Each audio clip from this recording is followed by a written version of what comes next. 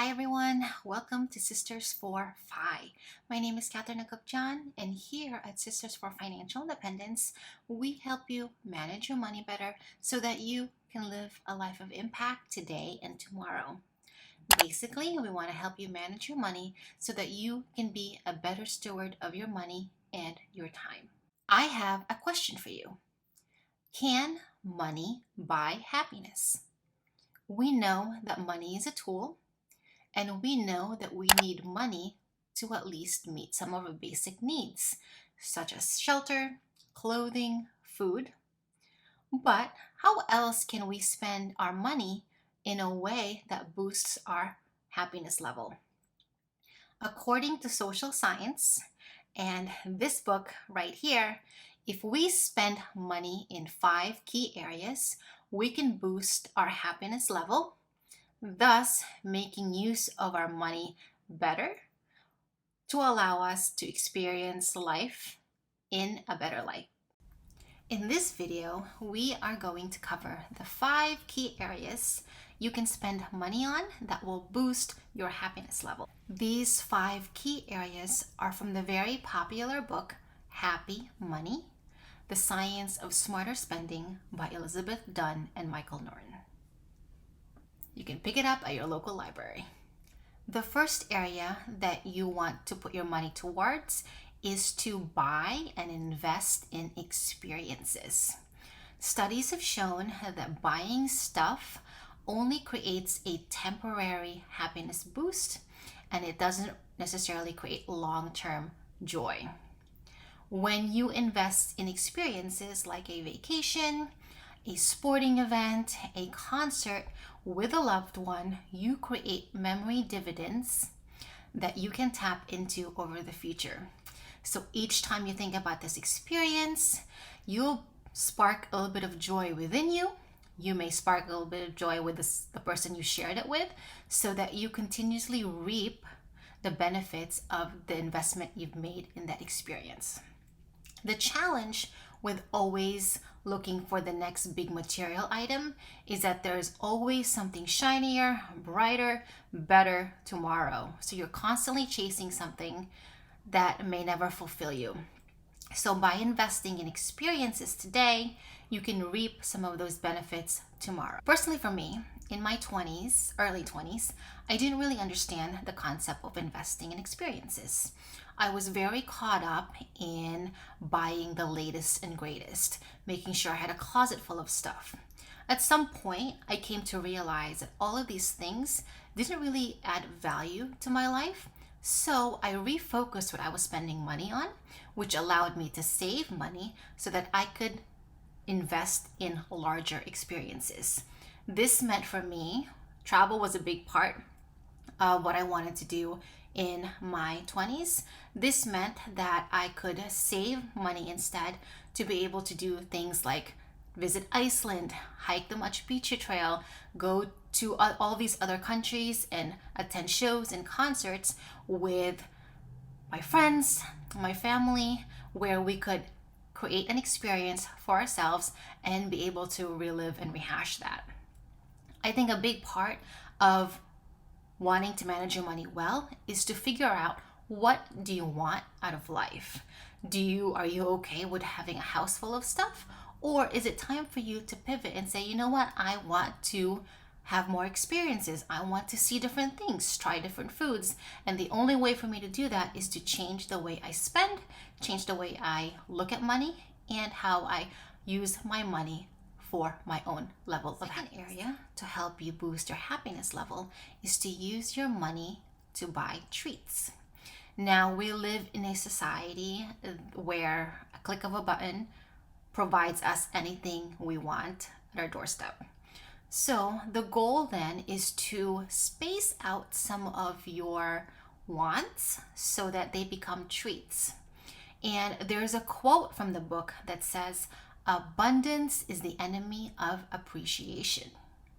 When we constantly see something or get something automatically, we fail to appreciate its value. Now, the first area to focus on was on experiences.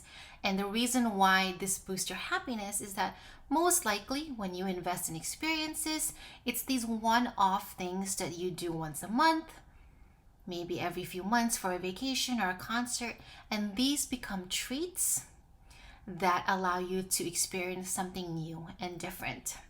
When we constantly do the same thing, we just get used to it and we fail to appreciate that we have this opportunity to do something. The third area that you want to focus on with how to use your money for happiness is to actually use that money to buy yourself more time.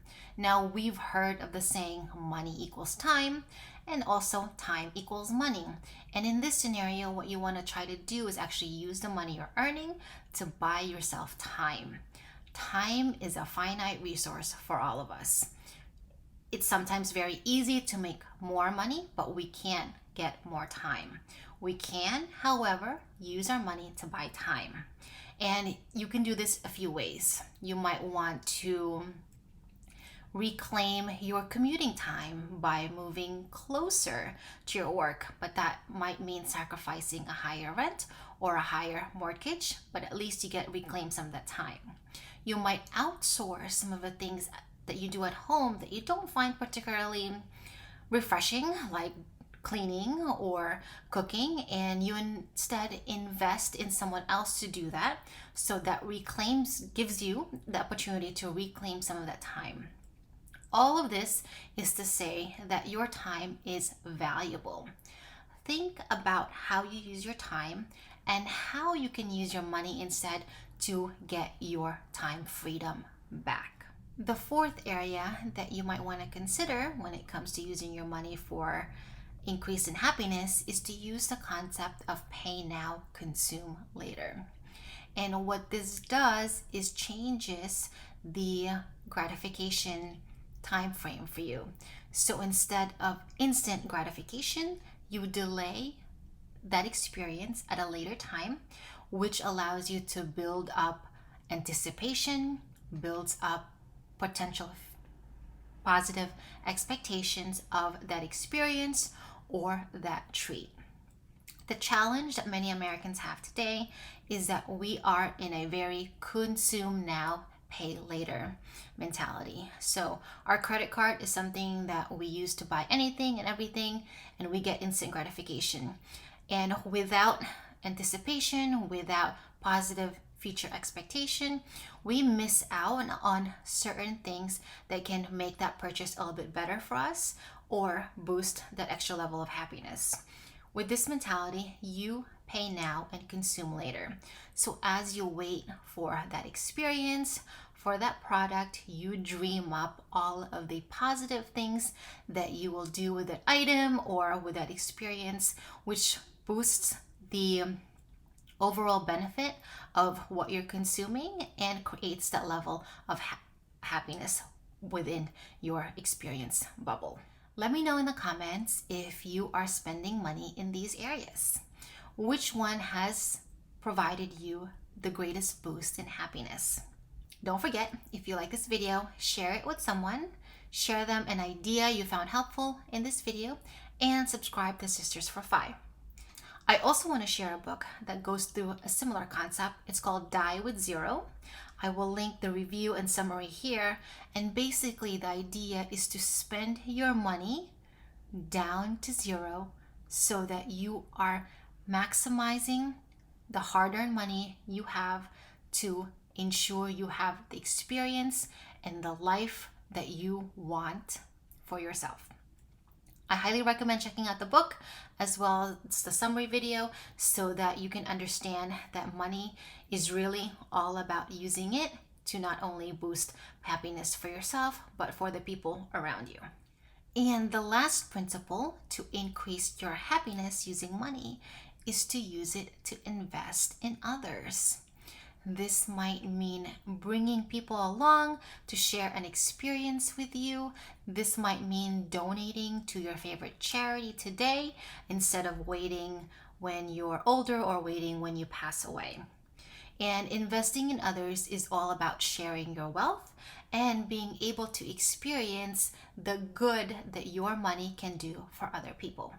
Studies show that true altruism increases happiness. So whether it's $5 or a few $1,000s, giving it freely or using it to invest others can allow you to see the good your money can do and allow you to experience in the joy of having used your money for good.